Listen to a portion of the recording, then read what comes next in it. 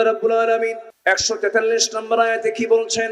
وَكَذَلِكَ جَعَلْنَاكُمْ أُمَّةً وَسَطًا لِتَكُونُوا شُهَدَاءَ عَلَى النَّاسِ وَيَكُونَ الرَّسُولُ عَلَيْكُمْ شَهِيدًا।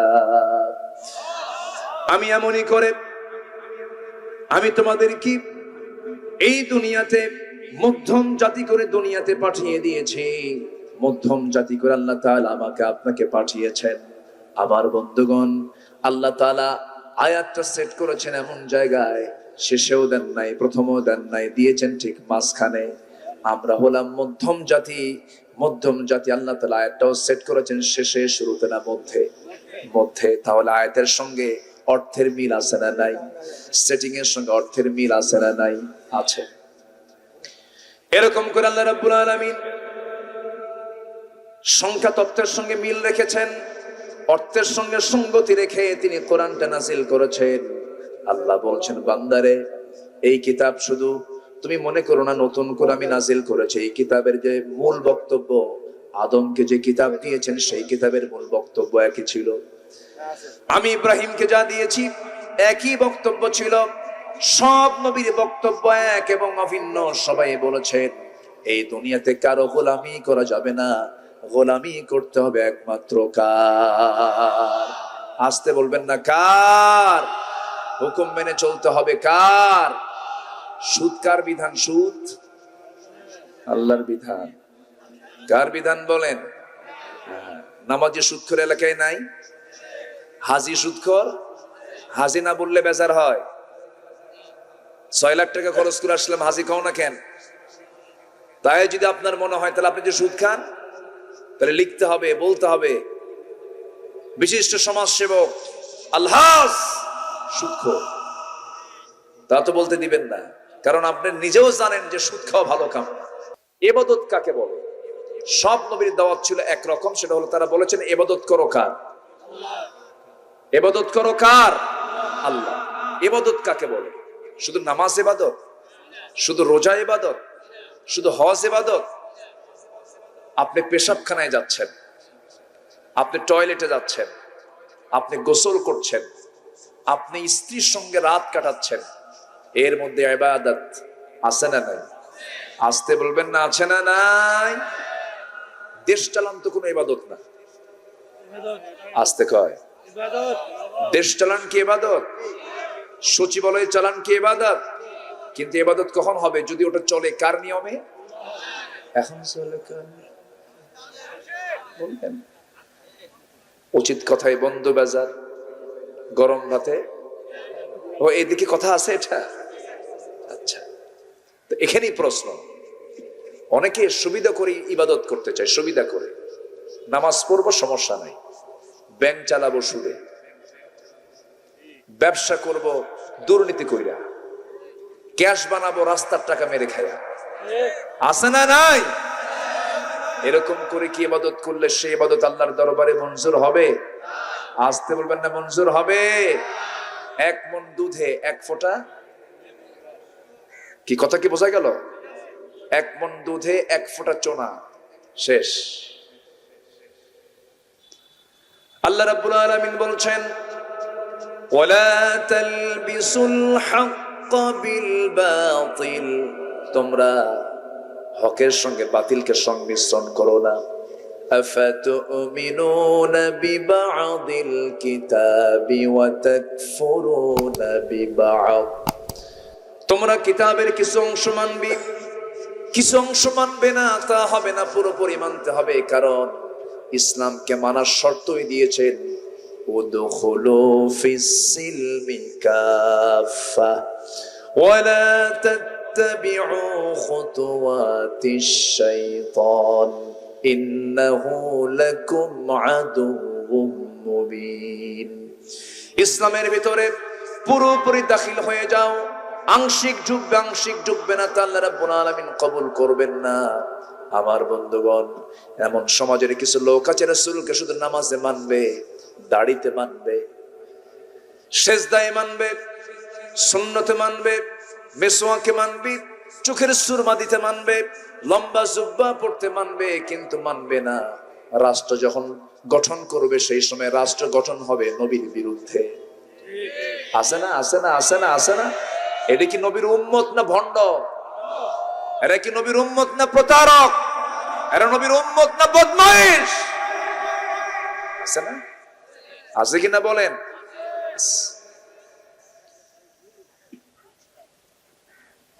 নামাজ পড়বেন আল্লাহর নিয়মে, সমাজ চালাবেন আপনার বাবার নিয়মে, এটা হবে না, ঠিক কিনা?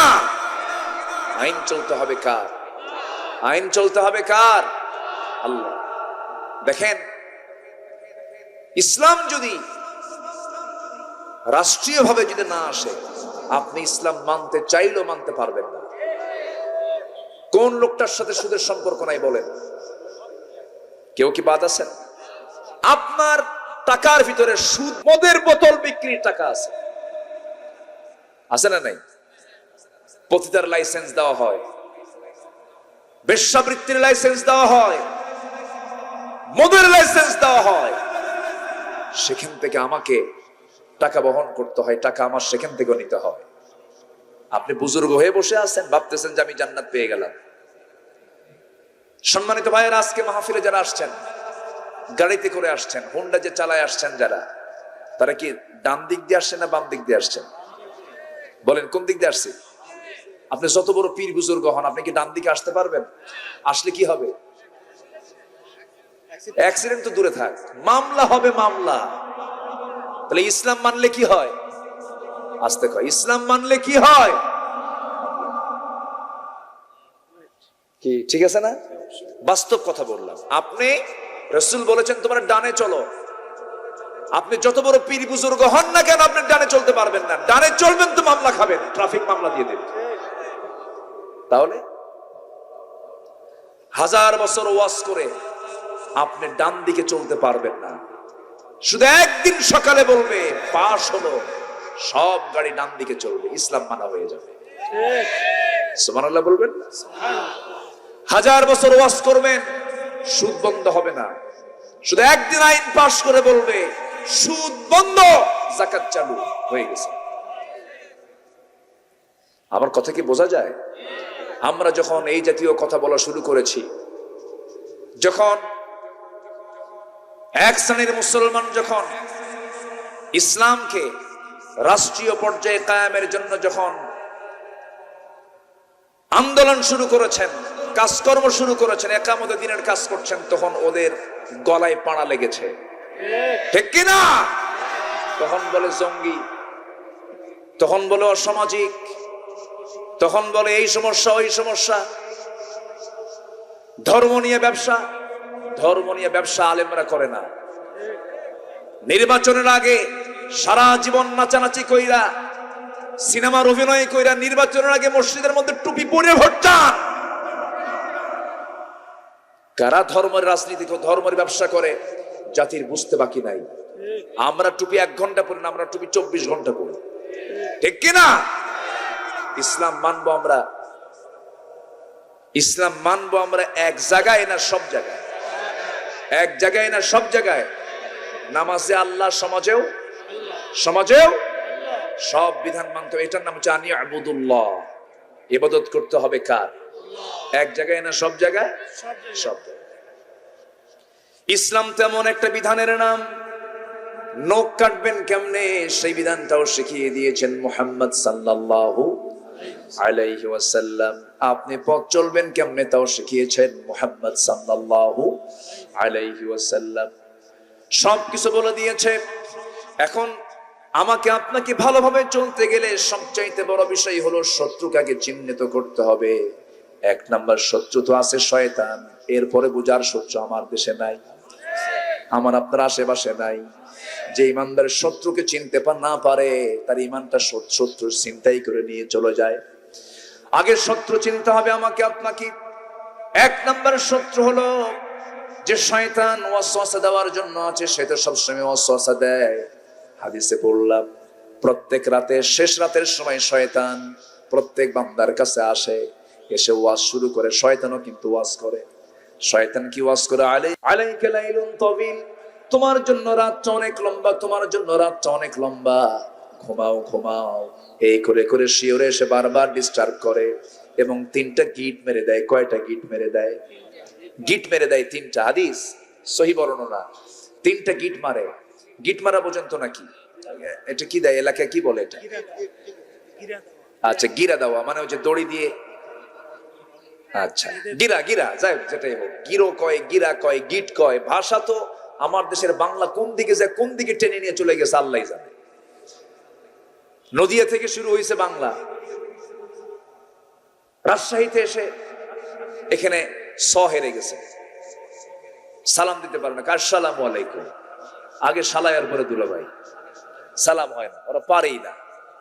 সিনসিন প্যাঁচ লেগে যায়, রংপুরে র প্যাঁচ লেগে যায়, সিরাজগঞ্জে দুন্ত স প্যাঁচ লেগে যায়, নোয়াখালীতে গিয়ে প হেরে গেছে। পানি পড়তে, পানি বলতে পারে, পানিকে কয় হানি। আল্লাহ পাক হয় না, আল্লাহ ফাক। সমস্যা। এই তো গত কয়েকদিন আগে আমার এক মাহফিল ছিল নোয়াখালীতে, তো ছেলে ছোট ঘুমাচ্ছে না, এক শুধু ঘোরাফেরা করতেছে, চঞ্চল প্রকৃতির কিছু ছেলে থাকে, ঘোরাফেরা করতেছে। বাপ খেপে গেছে, ঘুম আসে না, নড়াচড়া করতেছে, রাগের ঠেলে বলছে মুতিয়াই হুদিজা। মুতিয়াই হুদিজা মানে পেশাব টেশাব করে তাড়াতাড়ি শুয়ে পড়, মুতিয়াই হুদিজা। দেখেন বাংলা কোথায় নিয়ে চলে গেছে। পেশাব করে শুয়ে পড়ো বাবা, এটা আর বলার সময় নাই তো। একদম শর্টে মারছে, একদম শর্ট হ্যান্ড, শর্ট টক হয়ে গেছে, শর্ট টাং। সম্মানিত ভাইয়েরা, তাহলে ভাষা কত কি বলে এটাকে? গিট না, গিরা দেয়। শয়তান শেষ রাত্রে এসে কয়টা গিরা দেয়? 3টা গিরা দেয়। এই 3টা গিরা যদি কেউ ছুটাতে চায়, এই 3 গিট ছুটানোর জন্য যদি কোনো বান্দা রাসূল শিখিয়ে দিলেন পদ্ধতি, সঙ্গে সঙ্গে আজান শুনলো, ঘুম থেকে উঠে যখন বিছনা থেকে তার পিঠটা সরায় নিয়ে যখন বসে পড়লো, একটা গিট সঙ্গে সঙ্গে ছুটে গেল। যখন কই বান্দা নামাজের জন্য ওযুর কাছে চলে গেল, ওযু শুরু করে দিল, হাতের সগীরা গুনাহগুলো মাফ, মুখের সগীরা গুনাহগুলো মাফ হয়ে গেল, মাথার সগীরা গুনাহগুলো মাফ হয়ে গেল, পায়ের সগীরা গুনাহগুলো মাফ হয়ে গেল। বান্দা যখন ওযু বানায় উঠলো, শয়তানের আরেকটা গিট ছুটে গেল। বান্দা যখন হেঁটে হেঁটে মসজিদের দিকে নামাজের জন্য রওনা দিয়ে নামাজটা শেষ করতে পারে, শয়তানের বড় চক্রান্ত 3টা গিট তার কাছ থেকে ছুটে গেল। সারাদিন শয়তান ওই বান্দার কাছে আর আরামে কোনো ওয়াসওয়াসা দিতে পারে না। জোরে বলে সুবহানাল্লাহ।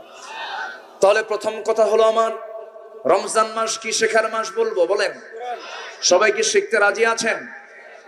শয়তান কয়টা গিট দেয়, সেই 3টা গিট কি ছুটাতে রাজি আছে নাকি আমরা? রাজি আছেন কারা কারা? হাত একটু উঁচু করে দেখান তো দেখি। জোরে বলি ইয়া আল্লাহ, আমাদেরকে আগামী রমজানে কোরআন শেখার তৌফিক দিয়ে দাও আল্লাহ। মুনাফিকের তালিকা থেকে বাঁচার জন্য ফজর নামাজ আদায় করার তৌফিক দিয়ে দাও। জোরে বলি আমিন।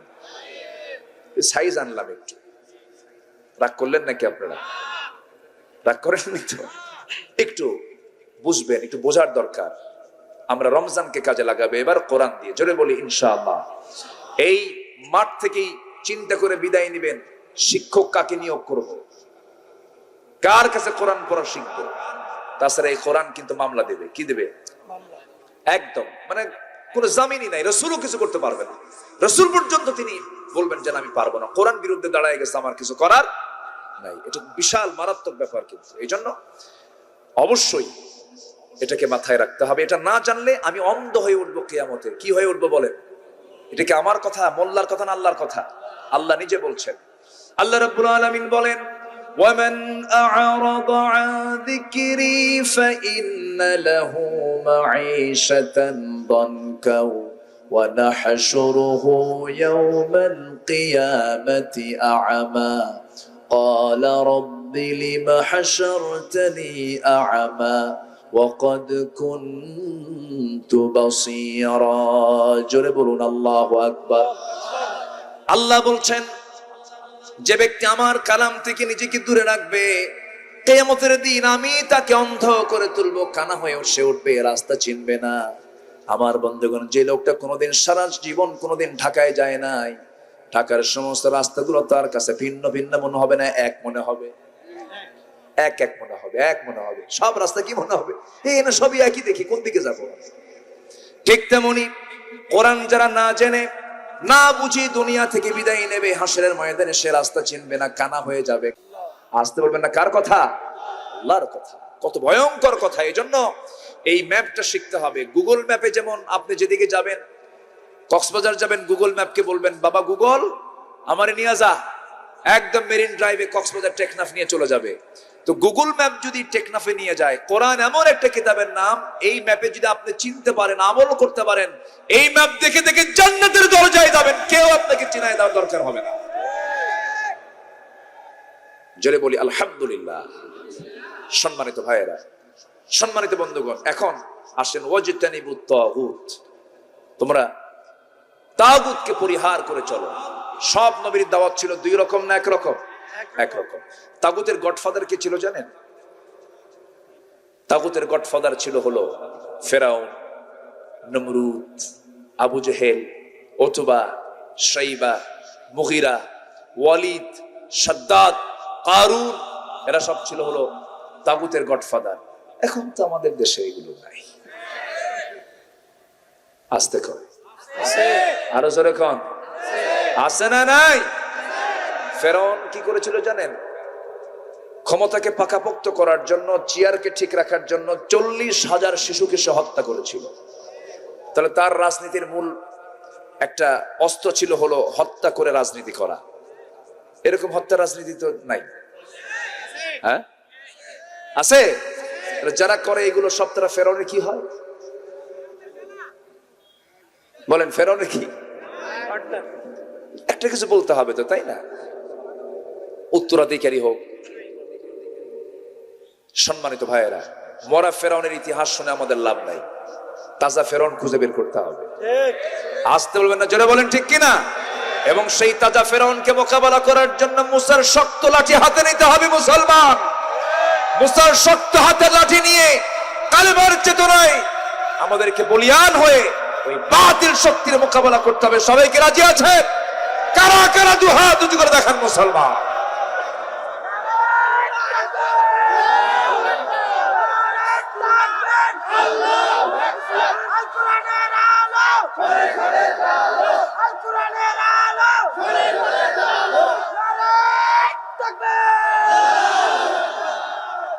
আল্লাহ কবুল করুন, আল্লাহ কবুল করুন।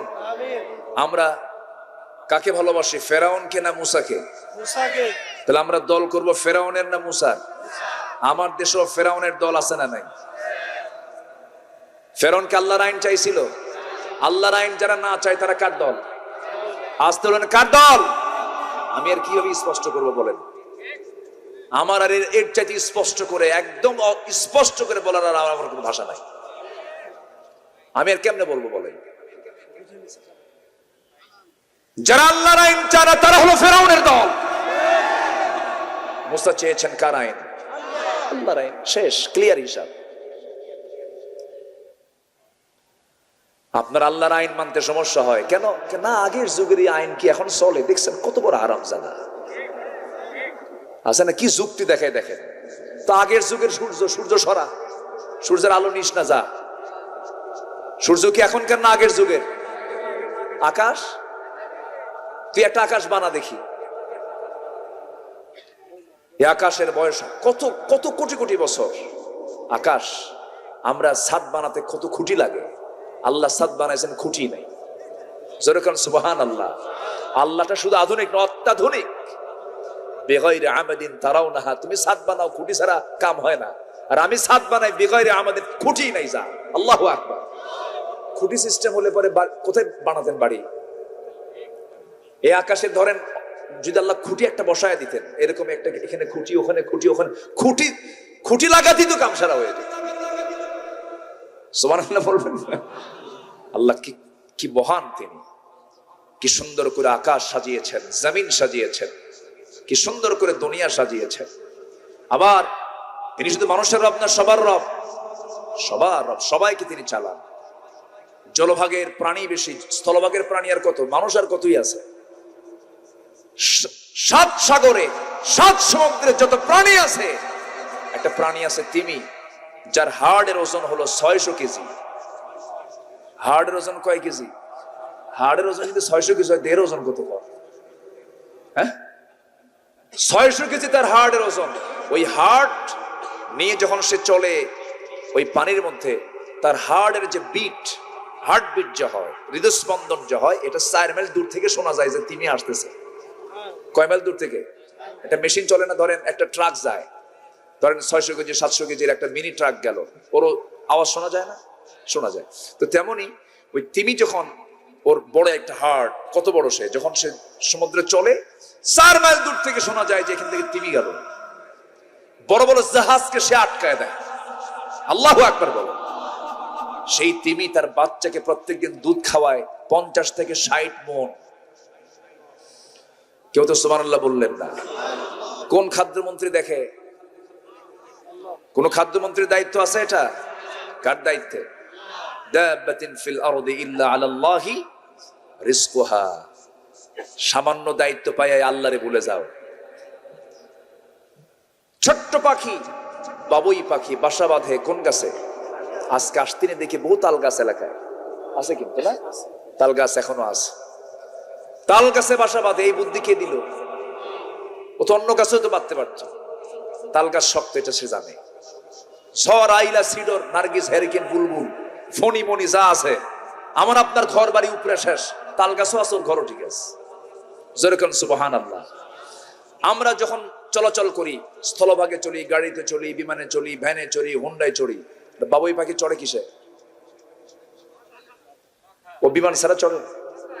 ও বিমান ছাড়া ওর টাইম আছে অন্য কিছু চলার? বলেন, টাইম তো নাই। ও তো কারো ধারেও না। ওই এয়ারপোর্টে যে বলবে যে তুই আমার টিকিট দে, এরকম টিকিট ওর বলারও সময় নাই। আল্লাহ ওরে একদম সম্পূর্ণ স্বতন্ত্র বানায় দিছে।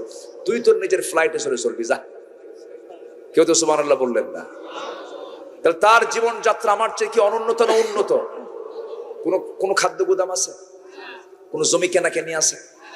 কোনো কিছু আছে? কোনো ঝামেলা আছে? ওর খাওয়ার অভাব আছে? বলেন তো। ওদের মধ্যে কোনো মারামারি আছে? মানুষের মধ্যে নাই তো। আছে মানুষের মধ্যে মারামারি। বাবুই পাখি, ছোট্ট মাথা, ওই মাথার মধ্যে আবার বিমান সিস্টেম করে দিয়েছেন আল্লাহ তাআলা।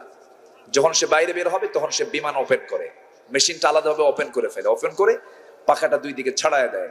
আর আল্লাহর জিকির করতে করতে বাইরে বের হয়ে ছোট্ট ছোট্ট দানাগুলো খেয়ে খেয়ে পেটটা ভরায় নিয়ে আল্লাহর জিকির করতে করতে আবার ল্যান্ডিং করে তার ঘরের সামনে গিয়ে। যেরকম সুবহানাল্লাহ। তাহলে ও কি শুধু এক লাইনে চলে? সেটা হলো বিমান। কি পথ? বিমান পথ। ও স্থলপথও চলে না, নৌযানও চলে না। তাহলে তার জীবনযাত্রা কত! পৃথিবীর কোন রাজা বাদশাহ কি পারবে ওর সাথে? হ্যাঁ, পৃথিবীর কোন রাজা বাদশাহ পারবে ওর সাথে? ও 24 ঘন্টা বিমান ছাড়া চলে না। আল্লাহু আকবার বলে। আল্লাহ বাবুই পাখিকে চালান। আবার তার ঘরটাও কত আধুনিক দেখেন। এসি ফেল, তার রুমের মধ্যে এত সুন্দর বাতাস যায়, ছোট্ট ছোট্ট ঘর, এত সুন্দর বাবুই পাখির বাসা। অনেকে দেখছেন কিনা জানি না। পৃথিবীর সমস্ত আর্কিটেক্ট ইঞ্জিনিয়ার, সিভিল ইঞ্জিনিয়ার, সমস্ত ইঞ্জিনিয়ার গুলোকে এক জায়গায় করে যদি বলেন, ও ইঞ্জিনিয়াররা একটা বাবুই পাখির বাসা বানা, 14 গোষ্ঠী খতম হবে, বাসা বানাতে পারবে না। গোটা দুনিয়ার সমস্ত ইঞ্জিনিয়ারকে যদি বলা হয় সূরাতুল আনকাবুত, মাকড়সার বাসার মতো একটা বাসা বানাও, বাসা বানাতে মাকড়সার সময় লাগে না, শুধু একটা চক্কর মারে একটা বাসা হয়ে যায়। এত সুন্দর বাসা পৃথিবীর কোন ইঞ্জিনিয়ার বানাতে পারবে? মাকড়সার মাথার ওজন কয় কেজি? কোন আল্লাহ কি মহান! সুবহানাল্লাহ বলবেন না? যে আল্লাহ সব প্রাণীকে চালান, সমস্ত প্রাণীর মধ্যে মানুষকে দিলেন বিশেষ মর্যাদা। আল্লাহ বলছেন, শোন বান্দা, কোন প্রাণীর মধ্যে আমার রুবুবিয়্যাত নিয়ে কোনো গন্ডগোল নাই, আমার আইন মানতে কোনো বাধা নাই, সব আমার হুকুম মানে। তুই বান্দা, তোর মধ্যে সমস্যা, আমরা সেই সমস্যা রাখবো না। জোরে বলি ইনশাআল্লাহ। আনুগত্য করবো কার? হুকুম মানবো কার? আনি আবুদুল্লাহ ওয়াজতানিবুত তাগুত। তাগুতকে আমরা পরিহার করে চলবো। তাগুতের পথে আমরা কখনোই যাব না। আল্লাহর দ্বীনকে আমরা মেনে চলবো। যেমন করে সাহাবীদের জীবনের দিকে একটু তাকান, আম্মে কেরামদের জীবনের দিকে তাকান। আপনি যখন আল্লাহর ইবাদতের পথে যখন টিকে থাকতে চাবেন, আপনার অবস্থা মুসার মতো হয়ে যাবে, ইব্রাহিম আলাইহিস সালামের মতো হয়ে যাবে। ইব্রাহিম আলাইহিস সালাম না করলেন কোনো দোষ, না করলেন কোনো সামাজিক অপরাধ, না বললেন কোনো মিথ্যা কথা, অথচ শেষ পর্যন্ত তার বিরুদ্ধে আইন পাশ হয়েছে, তাকে কিসে মেরে ফেলা হবে?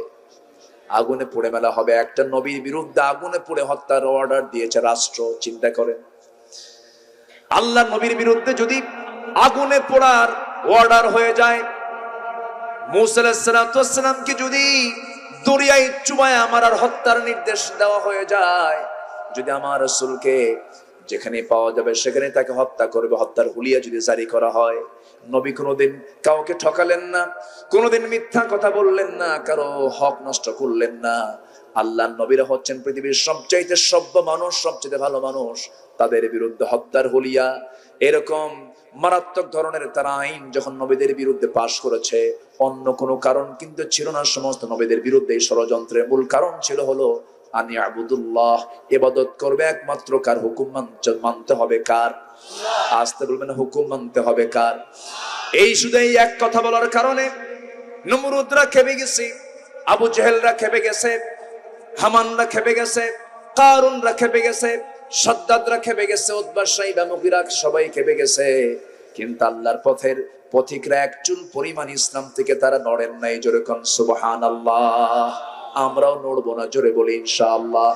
ঈমান এনেছি, ঈমান নিয়ে টিকে থাকবো, জোরে বলি ইনশাআল্লাহ। একজন সাহাবীর কথা মনে হলো আমার। ওই সাহাবীটা দেখেন ঈমান টানতে গিয়ে দুনিয়ার সমস্ত সম্পদকে তিনি হালকা চোখে দেখলেন, কিছুই মনে করলেন না। ঈমান এনেছেন এই সংবাদটা যখন তার পরিবারের কাছে চলে গেছে, তার পরিবার মানে তার আব্বা দুনিয়া থেকে বিদায় নিয়েছেন আগেই। তার বাবার ইন্তেকালের কারণে চাচা তাকে মানুষ করেছে। চাচার হাতে মানুষ হওয়ার সুবাদে চাচাটা তাকে খুব ভালোবাসতো।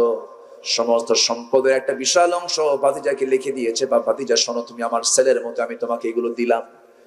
কিন্তু ওই ভাতিজা যখন ইসলামটা কবুল করে নিয়েছেন, দ্বীনটাকে যখন গ্রহণ করে নিয়েছেন, সঙ্গে সঙ্গে চাচা খেপে গিয়ে বলছে, ভাতিজা তুই আমার বিশ্বাসে এমন ধরনের তুই আঘাত আনবি আমি কখনো কল্পনাই করতে পারি নাই, তুই নাকি ইসলাম কবুল করেছিস। সঙ্গে সঙ্গে ভাতিজা বলছে, চাচা আমি আপনাকে কষ্ট দেব কেন? আমি আপনার জন্য কল্যাণ চাই, আপনিও কালিমা পড়ে মুসলমান হয়ে যান। এই কথা বলার সঙ্গে সঙ্গে চাচা বলতেছে, তুই এমন করে আমাকে বললি কেমন? আমার বাপ দাদা করে নাই, আমার দাদা দাদা করে নাই, আমার বাপ দাদার ধর্মে তুই চুনকালি মারবি, এটা সহ্য করতে পারবো না। এমন জাতীয় কথা বলার মতো লোক আমার দেশেও আছে না নাই? আমার বাপ এই দল করে গেছে, আমার বাপ চোর, আমিও চোর। আছে না এরকম? আছে না? এই কথা যখন বলা হলো, চাচা খেপে গিয়ে রেগে গিয়ে থাপ্পড় মেরে জমিনে ফেলে দিয়ে বলতেছে, আমি তোকে সমস্ত সম্পত্তি থেকে মাহরুম করে ফেলবো, আমি তোর কাছ থেকে জোর করে সম্পত্তিগুলো নিয়ে নেব। এবার ভাতিজা মুচকি হাসি মেরে বলছেন, চাচা আপনি আমাকে যা ভাবতেছেন আপনি আমাকে বুঝতে ভুল করছেন। সম্পত্তির চুল পরিমাণ লোভ আমার নাই, সব আমার কাছ থেকে নিয়ে নেন, আমি আপনাকে আপোষেই দিয়ে দিলাম, তবু আমি ঈমান ছাড়তে পারবো না, আমি আল্লাহর দাসত্ব ছাড়তে পারবো না, আমি আল্লাহর ইবাদত ছাড়তে পারবো না। শেষ পর্যন্ত চাচা তাকে সম্পত্তি থেকে মাহরুম করে ফেললো। এবার রাগের ঠেলায় বলছে, গায়ের জামাটা খুলে দে। গায়ের জামাও খুলে দিয়েছেন। এবার বলতেছে, পরনের লুঙ্গিটাও খুলে দে। পরনের লুঙ্গি জোর করে টেনে তাকে উলঙ্গ করে ঘর থেকে বের করে দাও। এই সাহাবী উলঙ্গ হয়ে বাইরে যাবেন কেমনে? মার দরজার কাছে গিয়ে বলছে, মা দরজা একটু খুলো, আমার দিকে তাকায়ও না, ইসলামটা কবুল করে নিয়েছি, আমার চাচা আমাকে উলঙ্গ করে ঘর থেকে বের করে দিয়েছে। ঘরের মধ্যে যে কাপড়টা আছে আমাকে দাও। ছোট্ট একটা চাদর ছিল, সেই চাদরটা কোনো মতে তিনি সতর ডেকে নিয়ে বলছেন, মা আমি নবীর দরবারে চলে গেলাম। মক্কা মদিনার ঠিক মাঝখান বরাবর তার বাড়ি। তিনি সেখান থেকে রওনা দিয়ে মদিনায় চলে গেলেন। নবীর দরজার কাছে গিয়ে নক করছেন। নবীজি দরজা খুললেন। খুলেই দেখেন তার গায়ে কিছু নাই, থরথর করে ঠান্ডায় কাঁপতেছে। কিচ্ছু বললেন না, ভিতরে চলে গেলেন। নবীজির ব্যবহৃত সুন্দর দুটা জুব্বা বাইরে এসে বলছে, যুবক তোমার গায়ে কিছু নাই, ঠান্ডা, তুমি অসুস্থ হয়ে যাবে, আমার জুব্বাটা তুমি পরে নাও। এবার বলছেন, তোমার সমস্যা কি বলো? সমস্যা শুনলেন। রাসূল বলছেন, তোমার চাচা তোমাকে বস্ত্রহীন করেছে, আমি তোমাকে আমার গায়ের জামাটা দিয়ে দিলাম। তোমার কোনো টেনশন নাই আব্দুল্লাহ, তোমার কোনো ভয় নেই, তোমার কোনো টেনশন নাই। তোমার কি সমস্যা বলো? হুজুর, আমার মনটা বড় চায় আমি শহীদ হয়ে আল্লাহর জান্নাতে চলে যাব। রাসূল সঙ্গে সঙ্গে বলছেন, আল্লাহ আমার আব্দুল্লাহর জানমালকে তুমি কাফের বেঈমানদের জন্য হারাম করে দাও। আব্দুল্লাহর মন খারাপ হয়ে গেল। রাসূল বলছেন, আব্দুল্লাহ তোমার মন খারাপ কেন? আমি তোমার জন্য দোয়া করে দিলাম। হুজুর, আপনি আমার জন্য উল্টা দোয়া করলেন কেন? আপনি বললেন কাফেরদের জন্য আমার জানমালকে হারাম করে দেওয়ার দোয়া করলেন, আমি তো শহীদ হতে পারবো না, ওরা তো আমাকে মারতে পারবে না। রাসূল বলছেন, আব্দুল্লাহ রে, ওয়াইম্মা তাআলা ফিরাশিহি, তোমার মরণ যদি বিছানা হয়ে থাকে, শহীদের তামান্না থাকার কারণে আল্লাহ তোমাকে শহীদের দরজা দিয়ে দিবে। আমার নবীজি তাকে খুব ভালোবাসতেন। জোরে জোরে কোরআন তেলাওয়াত করতেন, আস্তে আস্তে না জোরে জোরে। সব সাহাবী আস্তে আস্তে পড়তেন, এই সাহাবী জোরে জোরে পড়তেন। সাহাবীরা এসে রিপোর্ট করছেন, হুজুর একজন পাগল সাহাবী নতুন করে এসেছে, এসে জোরে জোরে কোরআন তেলাওয়াত করে আমাদের ডিস্টার্ব হয়। কে? আব্দুল্লাহ। রাসূল বলছেন, ও আমার সাহাবীরা খবরদার, তার তেলাওয়াতে বাধা দিও না, তার তেলাওয়াতে বাধা দিও না। আমার আব্দুল্লাহ তো জোরে পড়তে চায় না, কিন্তু আবেগে সে জোরে পড়ে ফেলে। তার ইসলাম গ্রহণ করতে দারুণ কষ্ট হয়েছে, দুনিয়াটা বিক্রি করতে হয়েছে। ও আমার সাহাবীরা, আমার আব্দুল্লাহকে কষ্ট দিও না, কারণ আব্দুল্লাহর কষ্ট হলে আমার কষ্ট হয়ে যাবে, আমি কষ্ট পেলে আল্লাহ কষ্ট পাবেন। সবাই সাবধান হয়ে গেলেন। যুদ্ধের ময়দানে আমার রাসূল ওই সাহাবীকে একদিন নিয়ে গেলেন। যুদ্ধ শেষ হয়ে গেল, ফিরে আসার পথে হঠাৎ করে নবীর কানে সংবাদ আসলো, হুজুর আব্দুল্লাহ অসুস্থ। রাসূল বলছেন, ইন্না লিল্লাহ, আমার সাহাবীরা সর্বোত্তম তার সেবাটা করো। 3 দিন পরে বলল, হুজুর আপনার আব্দুল্লাহর বেঁচে নাই। রাসূল সঙ্গে সঙ্গে বলছেন, আব্দুল্লাহর জানাজার নামাজ কেউ পড়াবে না, আমি নিজে তার জানাজার দায়িত্ব গ্রহণ করলাম। গোসল করানো শেষ হলো, রাসূল তার লাশটা সামনে রাখলেন, জানাজা পড়ায়া দিলেন। রাসূল কাদা কাদা কণ্ঠে বলছেন, সাহাবীরা আমার আব্দুল্লাহর লাশ তোমরা কোথায় সমাহিত করবে? কবরটা কোথায় খনন করেছো? হুজুর ওই যে পাহাড়ের চিপায়। রাসূল বলেন, আমাকে নিয়ে যাও, কারণ আমি আব্দুল্লাহর কবরে কাউকে নামতে দেব না। আমার প্রিয় আব্দুল্লাহর লাশটা আমি আমার নিজের হাতে শোয়ায়া দেব। আমার নবীজি নিজে চলে গেলেন, কবরের সামনে গিয়ে দাঁড়ালেন। কবরের সামনে দাঁড়ায়া সাহাবীকে বলছেন, সাহাবীরা আমার লাশটা, আমার সাহাবীর লাশটা আমার হাতে দিয়ে দাও। কবরের সামনে তিনি দাঁড়ালেন, এরপর কবরে নামলেন। এরপরে বলছেন, আবু বকর আমার ডানে নামো, ওমর আমার বামে নামো। পৃথিবীর সেরা 3 জন মানুষ ওই আব্দুল্লাহর কবরে নেমে গেছে। আমার নবীজি হাত আগায়া দিলেন, পিঠের কাছে হাতটা তিনি নিলেন, আর বলছেন, আবু বকর মাথাটা ধরো, ওমর পাটা ধরো। 3 জন মিলে কবরে শোয়া দিলেন। নবীজি বুকের উপরে হাত রেখে বলছেন, আকাশের মালিক আল্লাহ, এই আব্দুল্লাহ কিন্তু দিন মানতে গিয়ে দুনিয়া ছাড়তে হয়েছে। সবকিছু ছেড়ে দিয়া আমার দরবারে সে দিন গ্রহণ করে শেষ সময় পর্যন্ত সে আমার পথ অবিচল ছিল। আল্লাহ আমি তাকে খুব ভালোবাসি, আল্লাহ তুমি তাকে ভালোবাসো। আমি তাকে সবচেয়ে বেশি পছন্দ করি, তুমি তাকে পছন্দ করে নাও। আমার নবীজি বুকে হাতটা রেখে সেই জায়গা থেকে যখন উঠে দাঁড়াবেন, একজন সাহাবী চিৎকার মেরে একটা কথা বলছে। সেই সাহাবীর নাম হচ্ছে সাদ ইবনে আবি ওয়াক্কাস রাদিয়াল্লাহু তাআলা আনহু। খুব পরহেজগার সাহাবী ছিলেন, জীবনে যে দোয়াই করতেন সেই দোয়াই কবুল হয়ে যেত। সেই সাদ বিন আবি ওয়াক্কাস বলছেন, আহারে আমার বড় পোড়া কপাল, আজকে আমি জীবিত সাদ বিন আবি ওয়াক্কাস না হয়ে যদি ওই কবরের বাসিন্দা হতাম, আমার জীবনটা বড় ধন্য হয়ে যেত। কারণ ওই ব্যক্তির কবরে নেমেছেন মুহাম্মদ সাল্লাল্লাহু আলাইহি ওয়াসাল্লাম। আমার ভাইয়েরা, টিকে থাকাটাই সবচেয়ে বড় বিষয়। ঈমান এনেছি, ইবাদত করব, ইবাদতে টিকে থাকবো। বাতিলদের সামনে মাথা নত করা যাবে। তাগুতকে আমরা পরিহার করব। তাগুত হচ্ছে সুদের কাজ। সুদ খায়, সুদকে জায়েজ মনে করে এমন লোক আছে না নাই? আসতে বলবেন না, আছে না নাই? সুদ হচ্ছে যাকাতের বিপরীতমুখী কাজ, জেনা হচ্ছে বিয়ের বিপরীতমুখী কাজ। জেনা আছে না নাই? সুদ আছে না নাই? এগুলো বন্ধ করার জন্য আমাদের চেষ্টারও দরকার আছে না নাই? এর জন্য একক চেষ্টা দরকার না, সম্মিলিত চেষ্টা দরকার। সংঘবদ্ধ চেষ্টার জন্য আল্লাহর দল করার দরকার আছে না নাই? আসতে বলুন, আল্লাহর দল করার দরকার আছে না নাই? সে আল্লাহর দলের নাম হলো ইসলাম। সে আল্লাহর দলের নাম কি? যে দলের সাথে, যে দলের নামের সাথে ইসলাম নাই, ওটা কখনো আল্লাহর দল হতে পারে না। ঠিক কিনা? আল্লাহ তুমি সবাইকে বোঝার তৌফিক দিয়ে দাও।